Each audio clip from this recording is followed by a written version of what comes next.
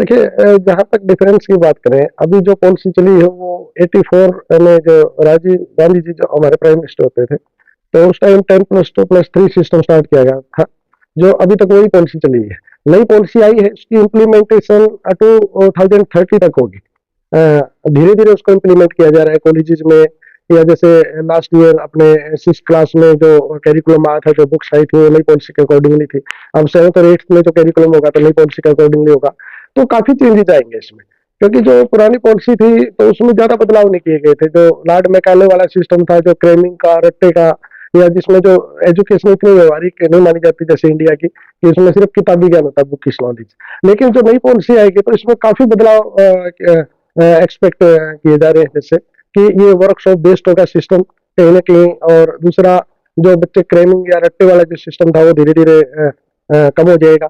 Bagless system पे सरकार काम करेगी प्राइमरी क्लासेज में, कि बच्चे को बैग का या बुक्स का बोझ नहीं लादा जाए, और उसमें होमवर्क वगैरह कम से कम दिया जाए, और क्लास वर्क पे इसमें फोकस होगा। और सबसे बड़ी बात ये होगी कि थोड़ा एजुकेशन को डिजिटल कर दिया जाएगा। कहीं ना कहीं हमें स्मार्ट क्लासेज पे जाना पड़ेगा, या जैसे जो दूसरे सिस्टम, हमें डिजिटल जो एक सिस्टम है उसको अडॉप्ट करना पड़ेगा। और जो एजुकेशन होगी वर्कशॉप बेस्ड होगी। तो अभी ये पॉलिसी आई है, इसका एक खाका तैयार है। इम्प्लीमेंटेशन में अभी टाइम लगेगा। पूरी तरह से जब इम्प्लीमेंट हो जाएगी और सभी स्कूल जब एक प्रॉपरली इसको अडॉप्ट करेंगे, तो निश्चित तौर पे काफी बदलाव आएंगे। कि शिक्षा है कहीं ना कहीं, अब जो एक हम वेस्टर्न कंट्रीज की बात करें तो उनके बराबर एक सिस्टम कहीं ना कहीं हमारा जो कंट्री है वो डेवलप करने में सक्षम हो पाएगा।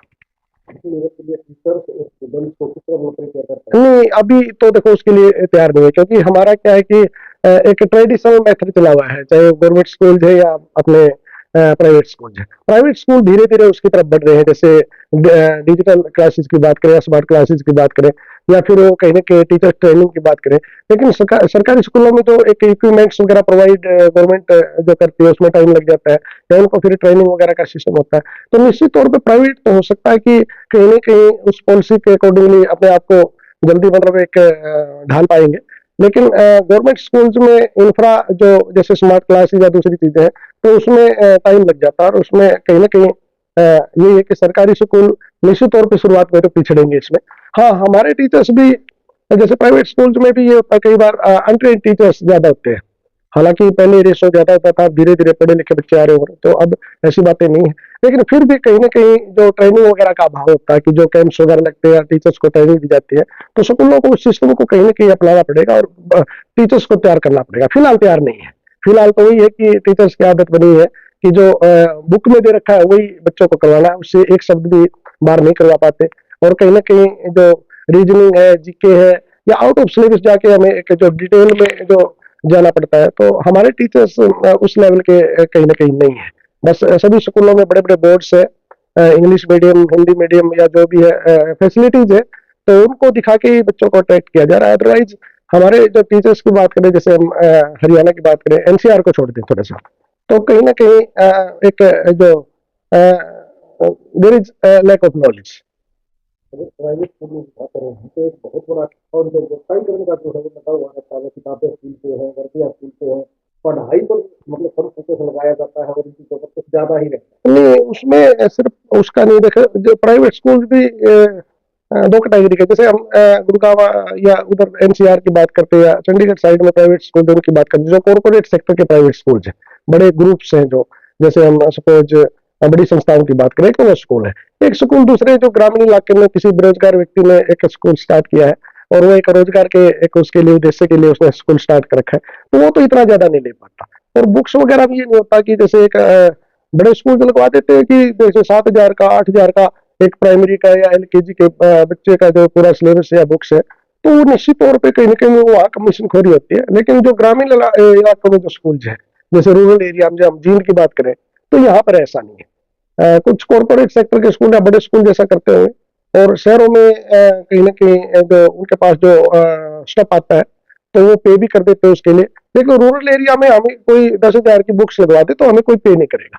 तो ग्रामीण इलाके में ऐसा नहीं है। वो बड़े स्कूल ऐसा कर रहे हैं, तो वो धारणा लोगों की सभी स्कूलों के प्रति बनी है कि सभी स्कूलों का व्यवसाय करना हुआ है। ग्रामीण इलाके के स्कूल खासकर बड़ी क्रिटिकल एक जो उनके सामने जो सिचुएशन है, खासकर जैसे फीस वगैरह के इश्यूज है, 6-6 महीने में फीस नहीं आती, दूसरा जैसे बच्चे चले जाते हैं विड्रॉ कर जाते हैं और फीस रह जाती है। तो काफी दिक्कत है, और जो हर जगह स्कूल लगातार खुल रहे हैं, हर दूसरे गांव पे कोई ना कोई स्कूल मिलेगा आपको। तो जो कंपटीशन स्टार्ट हुआ है, तो कहीं ना कहीं अब ये नहीं है कि वो कोई लूट मचाएगा और वहां बच्चे आ जाएंगे।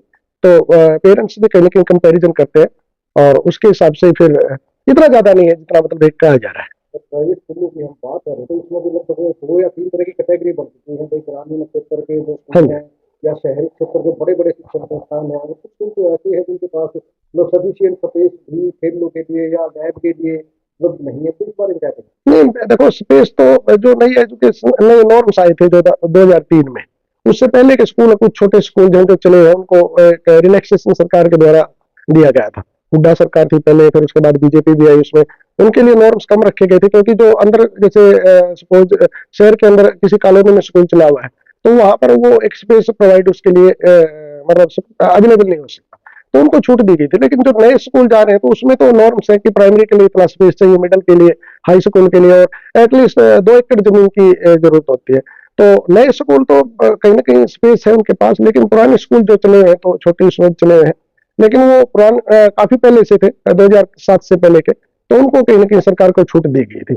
लेकिन ये है कि देखो, एक ऑल राउंड डेवलपमेंट की बात करें, तो फैसिलिटीज तो प्रोवाइड करवानी पड़ेगी। ग्राउंड भी होना चाहिए, जो रूम्स है वो स्पेसियस होने चाहिए, और जो साइंस लैब है, लाइब्रेरी है, तो सारी फैसिलिटीज है, तो स्कूल को कहीं ना कहीं प्रोवाइड करवानी पड़ेगी, तभी मतलब एक ऑल राउंड डेवलपमेंट की बात कर सकते हैं। अदरवाइज तो फिर वो एक बिल्डिंग बना के और बच्चों को उसमें भर लेना, या मतलब एक क्लास स्टार्ट कर देना, जैसे चौपालों में पहले बैठ जाते थे या किराए की बिल्डिंग में, तो वो आगे नहीं चलेगा, क्योंकि एक कंपटीशन का जमाना है, और नए नए जो बड़े एक स्कूल जा रहे हैं, तो उनके साथ फिर कॉम्पीट करना तो पॉसिबल नहीं होगा। अगर हम बात करें ग्रामीण एरिया तो चाहे सरकारी स्कूल हो या प्राइवेट स्कूल हो, उन्हें कहीं बिजली तक की प्रॉब्लम देखनी पड़ती है, कहीं किसी तरह की समस्याएं आती हैं। और जमाना जो है वो बिल्कुल डिजिटल और टेक्निक का, खासकर एआई टेक्निक आ चुकी है। बिल्कुल बिल्कुल। एआई स्पेशलिस्ट भी शायद नहीं मिल पा रहे, या फिर क्या किस तरह की दिक्कत नहीं, हाँ, एआई पे जाना पड़ेगा अभी उसमें, जो भी है गवर्नमेंट भी जाएगी उसमें, एआई का तो जमाना है। हाँ, डिजिटल की बात करें तो उसमें ज्यादा बड़ी प्रॉब्लम है आजकल, तो सोलर सिस्टम है। जैसे मैंने भी मेरे स्कूल में 25 किलोवाट का सोलर सिस्टम लगवा रखा है। हालांकि यहाँ फीडर रूरल है, गाँव से लाइट आती है, तो उसमें दिन में 4 घंटे आती है, बाकी नहीं आती। लेकिन आजकल सोलर सिस्टम इजिली बगैर पैसे की लाइट मिल रही है, तो एक बिजली का मुद्दा एक बड़ा मुद्दा नहीं है। हम इतना पैसा जो बिल्डिंग के लगा रहे हैं, बस 25-25 लाख की आ रही है, तो उसमें 10-15 किलोवाट का सोलर सिस्टम लगाया जा सकता है। तो एक अब मुद्दा नहीं रहा, जो सब्सिडी गवर्नमेंट के द्वारा दी जा रही है। तो कहीं ना कहीं हमें एक रिन्यूएबल्स जो एक सोर्सेज है उनकी तरफ बढ़ना पड़ेगा, सोलर पे, विंड पावर पे, ऐसी चीजों पर आना पड़ेगा कहीं ना कहीं। ठीक है। देखा गया है? खेल की अगर हम बात करें तो खेलों के अंदर बहुत बड़ा भविष्य छात्रों को भी नजर आता है, छात्राओं को भी नजर आता है। लेकिन प्राइवेट स्कूलों की अगर बात करें तो खेल स्पेशलिस्ट ही नहीं मिलते। हाँ बिल्कुल, देखो प्राइवेट स्कूलों के जो, खासकर देखो मैं शहरी स्कूलों की बात करूँ, उनके पास टीम्स नहीं है। वहाँ जो बच्चों के मेडल्स आ रहे हैं, तो वो कोचेज हैं जैसे स्टेडियम में प्रैक्टिस कर रहे हैं, उनकी वजह से आ रहे हैं। लेकिन जैसे मेरे स्कूल की बात है, कुछ स्कूल है जैसे लिडानी स्कूल होता था स्पोर्ट्स स्कूल, या कई स्कूलों की अपनी टीम्स है, नरवाना साइड में देखते हो, या मेरे स्कूल में जैसे मेरे पास रोइंग नर्सरीज है, रोइंग जो बोटिंग का गेम है। तो हमारे 27 बच्चे अब की बार स्पोर्ट्स कोटा में जो ITBP, Indian army, Assam rifles में गए हैं। तो सरकार तो बहुत, तो एक जो इंसेंटिव की बात करें या पैसे की बात करें, तो सरकार तो बहुत पैसा लौटा रही है। वो एक स्कूलों की कमी है कि स्कूल में एक डीपी लगा लेता है, पीटीआई लगा लेता है, तो उसकी बस की बात नहीं है। उसमें बहुत मेहनत करनी पड़ती है, उसमें कोचेज एक्सपर्ट होने चाहिए कहीं ना कहीं, और उसमें एक ग्राउंड वगैरह भी प्रोवाइड करना पड़ता है, फिर इंफ्रा पे पैसा लगाना पड़ता है। तो गेम्स को एक दिखावे के तौर पे भी एक मेडल आगे, दो आगे, आर्चरी में आगे, उसमें आगे, तो उससे बात नहीं बनेगी। उसमें तो कहीं ना कहीं स्कूलों को और ज्यादा मेहनत करनी पड़ेगी, एक एक्सपर्ट कोचेज पे फोकस करना पड़ेगा। पीटीआर और डीपी जो आ रहे हैं, कोई अमरावती से डिग्री, किसी के पास भोपाल से, किसी के, उनको तो एक ग्राउंड तक तैयार करवाने नहीं आते, इनको पैमाइश तक का पता नहीं होता कबड्डी की क्या और है। और जो गेम्स होते हैं, खासकर स्कूली गेम्स होते हैं, बड़ी धांधली, बड़ी कहीं ना कहीं गड़बड़बाजी होती है। स्टेडियम में गेम्स होते हैं, वहाँ पीने का पानी तक नहीं होता। लेकिन एसोसिएशन गेम करवाती है, स्टेट करवाते हैं, नेशनल गेम्स होते हैं, वहाँ पर सारी फैसिलिटीज है जो सरकार प्रोवाइड करवाती है। स्कूली लेवल पे बेटर नहीं किया जा रहा है। जैसे जैसे नृत्य जैसी विद्या को भी ओलंपिक में शामिल कर दिया गया है, तो खेल के ही डिग्री नहीं मिल रही, तो नृत्य संगीत के। ना ना, नृत्य और संगीत में मिल जाते हैं। नृत्य और संगीत तो जैसे अपना, आपने बाल भवन में आप भी जाते हैं, आप कवरेज करते हैं, कई बार देखा होगा। तो बड़े एक अच्छे बच्चे आजकल इस उसमें तो बड़े एक्सपर्ट है, और कहीं कहीं सोशल मीडिया का टाइम है तो बच्चे उसमें सीख लेते हैं। और खासकर तो जो ट्रेडिशनल हमारे डांस की बात करें, जैसे अपना हरियाणा या पंजाब का जैसे भंगड़ा, गिद्दा वगैरह है, या गुजरात का है जैसे डांडिया, तो तो उसमें तो बच्चे वैसे एक्सपर्ट होते हैं, ऐसी चीजें हो जाती है। लेकिन गेम्स की बात करें तो गेम्स में कई चीजें मैटर्स करती हैं। एक तो इंफ्रा होना चाहिए, इक्विपमेंट्स भी होने चाहिए कि प्रैक्टिस वगैरह करने के लिए जिम वगैरह है, एक प्रॉपर ग्राउंड वगैरह होना चाहिए, और सबसे बड़ी बात यह है कि एक्सपर्ट कोचेज वगैरह होने चाहिए कि जिन जो एक अच्छे खिलाड़ी रहे हैं और जो अपने आप में कोई एशियन या जो भी है नेशनल एक मेडलिस्ट रहे हैं, तभी मतलब आगे बढ़ पाएंगे। अदरवाइज पूरे जिले में 2-4 मेडल आ भी गए तो उसमें बात नहीं बनती। आज अगर हम देखें तो कंपटीशन का इतना जबरदस्त वो है, बच्चों के अंदर स्ट्रेस को इतना जबरदस्त तनाव जो है फैल जाता है कि आत्महत्या तक की हाँ जी, खबरें हम देखते हैं। हाँ जी। तो स्ट्रेस से कैसे निपटा जाए? फिजिकल फर्स्ट एड की जैसे जरूरत पड़ने लगी है। हाँ, कहीं ना कहीं साइकोलॉजिस्ट की भी एक काउंसलिंग वगैरह होनी चाहिए। हम साल में 1-2 काउंसलिंग तो बड़े स्कूल करवाते हैं, हमने भी 1-2 बार करवाई है। अनिल मणि जी आते थे इधर, नरेश जागलान जी हैं, तो वो साइकोलॉजिस्ट माने जाते हैं, वो आते हैं बीच में काउंसलिंग करते हैं। और स्ट्रेस तो कहीं ना कहीं एक टीचर्स हमारे सबसे बड़ी बात है, टीचर्स एक्सपर्ट नहीं है। उनको ये नहीं पता कि बच्चे को कैसे डील करना है, कि बच्चा स्ट्रेस में है या फेस एक्सप्रेशन से उसको पहचानना चाहिए कि बच्चा किस तनाव में है, वो गुमसुम है या बोल नहीं पा रहा, या कहीं ना कहीं ऐसा लग रहा है कि कोई ना कोई उसको चिंता है। तो सबसे पहला दायित्व तो बनता है टीचर का, कि टीचर को इस चीज को थोड़ा सा देखना चाहिए और उसके बारे में वो आराम से उससे बात करे, तो तभी मतलब जाके एक पॉसिबल होता है। हालांकि जैसे बीएड और जेबीटी की जाती है तो उसमें चाइल्ड साइकोलॉजी पे या जैसे चाइल्ड इमोशंस पे चैप्टर्स भी आते हैं और एजुकेशन भी होती है। लेकिन आपको पता है कि आजकल जो ये जो नए ट्रेनिंग का सिस्टम चला है बीएड में, इसने बैठा बैठा दिया, ऐसे टीचर सारे ब्लैक बोर्ड पे लिखना नहीं आता, उनको एडोलेसेंस से रिलेटेड कोई प्रॉब्लम्स है, उनको कैसे डील करना है वो नहीं पता। ठीक है, बस वो डिग्री है उनके पास, तो हमारे पास वही है नहीं। सबसे बड़ी बात है कि टीचर्स एक्सपर्ट नहीं है, और सिर्फ एक पढ़ाना ही एक टीचर का एक वो नहीं होता रिस्पॉन्सिबिलिटी की, जो सिलेबस करवा दिया, सारी चीजें डील करनी पड़ेंगी। हो सकता है फैमिली लेवल पे उसके कोई प्रॉब्लम हो, माँ बाप की तरफ से हो, या कोई लड़ाई झगड़े का जैसे कई बार ये जाता है इन्वायरमेंट हो फैमिली में, और बच्चे पे उसका निश्चित तौर पे असर पड़ता है। तो वो टीचर का की रिस्पॉन्सिबिलिटी बनती है कि कहीं ना कहीं इन चीजों का आराम से पूछे बच्चे से, और कहीं ना कहीं काउंसलिंग करे उसकी, ताकि उसका असर बच्चे के दिमाग पे नहीं पड़े, क्योंकि ऐसा होता है कहीं। आजकल हर हाथ में मोबाइल है, और ऐसे में जो सोशल मीडिया है वो इतना हैवी हो चुका है, बच्चे जो है उसका मिसयूज भी कर सकते हैं और यूज भी कर सकते हैं। तो वो तालमेल किस तरह से बैठा पाते नहीं देखो, सोशल मीडिया जमाना सोशल मीडिया का है, नॉलेज इतनी है इस पे, हमारे टीचर्स को इतनी नॉलेज नहीं, जो एक्सपर्ट बैठे हैं उस पे कुछ भी आप अपने सिलेबस से रिलेटेड किसी भी टॉपिक से रिलेटेड आप सर्च कर सकते हो, यूट्यूब पे गूगल पे कोई भी चीज है। तो लेकिन क्या है कि बच्चे उन चीजों पे नहीं जा रहे हमारे, हमारे गलत, या छोटे बच्चों को मोबाइल हाथ में लग जाए उनके तो वो कार्टून पे जाएंगे, बड़े बच्चे वो अनाप शनाप दूसरी चीजें देखेंगे, मिसयूज ज्यादा हुआ है, और कहीं ना कहीं एडिक्शन भी है। बच्चा ऐसी चीजें देख रहा है जो उसको अच्छी लग रही है मनोरंजन के तौर पे, लेकिन जो नॉलेज के तौर पे जिसको इसको यूज किया जाना चाहिए, तो वहां पर काम नहीं हुआ। जैसे आपने देखा होगा कि सरकारी स्कूल्स में बच्चों को टैब्स अवेलेबल करवाए गए थे, लेकिन वहां भी शिकायतें आई कि बच्चे ने उसमें जो भी है छेड़खानी की, या सिम वगैरह का जो सिस्टम हुआ था वो मिसयूज करने लगे, तो वो भी एक ज्यादा कामयाब नहीं हो पाया, जबकि उस पर करोड़ों रुपए खर्च किए गए। तो एडिक्शन को तो कहीं ना कहीं रोकना पड़ेगा, इसके जो हैजार्ड्स, इसकी जो प्रॉब्लम्स है, तो वो कहीं ना कहीं बच्चों को बतानी पड़ेगी, और एक लिमिटेड यूज होना चाहिए, और कहीं ना कहीं अपने फायदे के लिए यूज किया जाना चाहिए, और मिस यूज कहीं नहीं हो। अदरवाइज तो इसका बड़ा खतरनाक तरीके से जो एडिक्शन है, वो सेहत के लिए भी अच्छा नहीं, और मानसिक रूप से। ग्रामीण और शहरी क्षेत्र की अगर आर्थिक स्थिति की तुलना करें तो बच्चों में इस तरह की लोग दिखते हैं प्राइवेट स्कूलों में क्या है? हाँ, निश्चित तौर पे देखो, शहरी स्कूल हैं जितने भी बड़े स्कूल हैं, जैसे आप डीएवी की बात करें, इंडस, या जैसे अपने जींद जिले की या आधारशिला, इनमें बच्चे आते हैं तो शहरी एक सिटी से आते हैं, तो उसमें जो सैलरी वगैरह प्रॉपर आ रही है उनकी गवर्नमेंट जॉब्स में जो पेरेंट्स हैं, तो वहाँ फीस वगैरह के इश्यूज नहीं आते।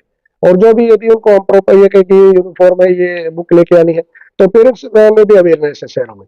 तो यहाँ रूरल एरिया में क्या है कि ज्यादातर फार्मिंग कम्युनिटी है, खेती करते हैं, उनके पास पहली बात तो पैसा ही नहीं है, दूसरा वो गौर नहीं करते, अवेयरनेस की कमी है। हम पीटीएम पे बुलाते हैं या वैसे बुलाते हैं किसी फंक्शन में, तो वो जानबूझ के आते नहीं है कि 2-2 साल में आएंगे और आने के बाद बोलेंगे कि जी बच्चा नहीं चल रहा, आप क्या करवा रहे हो, बिना देखे मतलब कहने लग जाते हैं। तो हर कोई एक प्राइवेट में पढ़ाना तो चाहता है, जैसे हर, चाहे वो बिल्कुल अनपढ़ आदमी है, मजदूर आदमी है, तो उसकी कोशिश ये रही कि मेरा बच्चा प्राइवेट में पढ़े। लेकिन कहीं ना कहीं उनको भी थोड़ा सा इस चीज पे तो ध्यान देना पड़ेगा कि प्राइवेट में एक एडमिशन करवाना ही पर्याप्त नहीं है, उसमें कहीं ना कहीं होमवर्क चेक करना, बच्चा कहाँ घूम रहा है, और एक बेसिक जो जो रिक्वायरमेंट होती है बुक्स की, नोटबुक्स की, वो प्रोवाइड करवाना, और कहीं ना कहीं टाइम पे फीस भी देना, क्योंकि प्राइवेट स्कूल तो कहीं ना कहीं ये है कि पेरेंट्स जो फीस देंगे तभी चलेंगे, अदरवाइज तो पॉसिबल नहीं है। अगर आजकल हम बात करें हरियाणा के परिवेश की, जैसे राजनीति का कैरियर कहें या एक सोशल जागरूकता की कमी कहें, जाति और धार्मिक उन्माद का भी कहीं न कहीं देखने को ग्रामीण एरिया में। देखिए ऐसी बात कही नहीं जाती, लेकिन बड़ा जबरदस्त, मैं एक ईमानदारी से कहता हूँ ऑनेस्टली, कि बड़ा जबरदस्त प्रभाव। आप देखोगे कि कोई एक पंडित का स्कूल है, तो उसमें सभी पंडितों के बच्चे जाएंगे निश्चित तौर पे, उनका फोकस भी उन्हीं पे होगा, उसमें टीचर्स भी पंडित काम करेंगे, ड्राइवर कंडक्टर भी होंगे, इवन पीएन तक हमने ऐसे देखे हैं कि दूसरी कास्ट को वो नहीं करते, ठीक है ना। हालांकि इसमें मेजोरिटी में कम है, जैसे हम जाटों के स्कूलों की बात करें और करें तो इसमें कम है, लेकिन फिर भी कहीं ना कहीं हम देखते हैं कि दूसरी कास्ट के बच्चे वो अलग बैठने की कोशिश करते हैं क्लासरूम में। क्लासरूम में जैसे पंडित पंडित के पास बैठेगा, सैनी सैनी के पास बैठेगा, कोई जांगड़ा है खाती है तो उसका दोस्त होगा तो अपनी कास्ट का होगा। तो धीरे धीरे जो चीजें खून में जा चुकी हैं और इसको रोकना बड़ा मुश्किल, मतलब ये कहीं ना कहीं शुरुआत तो होती है पॉलिटिकल लेवल पे और इसका असर हर जगह पड़ रहा है, ऊपरी तौर पे नजर नहीं आ रहा, स्कूलों वाले इस पर बात भी नहीं कर रहे, लेकिन निश्चित तौर पर ऐसा है कई स्कूलों में। देखो मैं बात बताता हूँ, एक बार कलायत में एक स्कूल खुला था, स्कूल का गुरुकुल के नाम से उसने खोला था, उसमें एक पार्टनर बनिए थे और एक पंडित थे। तो जीन तक के कैंडिडेट्स गए थे इंटरव्यू देने, तो उन्होंने सीधा ही कह दिया था एक कास्ट पे कि इस कास्ट के हम नहीं लेंगे, और वो कास्ट तो पता है कि किसको आजकल टारगेट बनाया जा रहा है, ठीक है नहीं। तो ऐसा होता है कि कास्ट के बेस पर हम देखो, बच्चा तो बच्चा ही होता है, हर आदमी चाहता है कि अच्छी एजुकेशन मिले, और वहां पर यदि हम ऐसी चीजों पे जा रहे हैं तो समाज बड़े खतरनाक रास्ते पे आगे बढ़ चुका है, वापिस आना बड़ा मुश्किल है।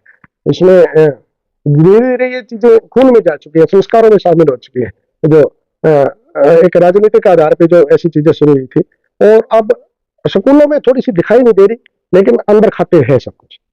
नहीं नहीं, फिर ये कलाकार नहीं है, ये यूट्यूबर, ये भांड कलाकार है आजकल के कलाकार। तो आप ये देखोगे कि दादा लक्ष्मीचंद ब्रह्म ज्ञान उनका वो आगत का उन्होंने फ्यूचर का बता दिया था, और उनमें जो नॉलेज थी, एक भी राग नहीं सुने आप, तो उसमें हम डीपली यदि उसको एनालाइज करते हैं तो बड़ा एक अच्छे ज्ञान की बातें हो, संस्कृति से रिलेटेड है, पूरे समाज से, तो वो एक प्रेरणा का स्रोत है। इसी तरह मास्टर सतवीर शर्मा आप देखे, ये जितने भी मांगे राम रहे दूसरे एक और जो सॉन्ग वगैरह होते थे, तो आजकल के कलाकार ये यूट्यूबर से बैंड कलाकार है, तो ये एक कहीं ना कहीं इन्होंने ये ऐसा लड़कियों के प्रति हर सॉन्ग कोई ना कोई लड़की पे बन रहा है, तो इससे संस्कृति का उत्थान नहीं होगा, संस्कृति